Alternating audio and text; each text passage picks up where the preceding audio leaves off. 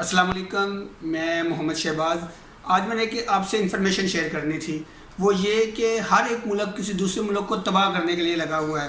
لیکن بہت سارے اسلحہ چلائے جا رہے ہیں، میزائل چلائے جا رہے ہیں، ٹیکنالوجی بنائی جا رہی ہے، لیکن کہیں پہ کچھ ایسی چیزیں بھی ہیں جو پاکستان کو بھی تباہ کرنے دیکھ رہا تھا کہ کسی بھی ملک کو تباہ کرنے کے لیے نا یہ ضروری نہیں ہوتا کہ اس میں دور تک مار کرنے والے میزائلز ہوں، ایٹم بمز ہوں۔ قوم کو تباہ کرنے کے لیے چھوٹی چھوٹی چیزیں ہوتی ہیں جن کے اوپر دوسرے لوگ کام کر کے اس ملک کو تباہ کرتے ہیں۔ آپ نے اگر کسی ملک کی تباہی دیکھنی ہے نا تو صرف ان کا ایجوکیشن سسٹم دیکھ لیں، کیونکہ کسی بھی ملک کو تباہ کرنے کے لیے اس کا ایجوکیشن سسٹم سب سے پہلے تباہ کیا جاتا ہے۔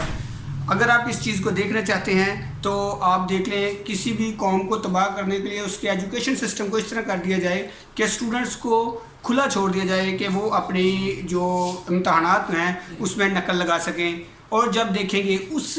نظام تعلیم سے نکلے ہوئے جو ڈاکٹرز ہوں گے ان ڈاکٹرز کے ہاتھوں مریض مر رہے ہوں گے، اس نظام تعلیم سے نکلے ہوئے انجینئرز کے ہاتھوں بلڈنگز تباہ ہو جائیں گی، اور اس نظام تعلیم کے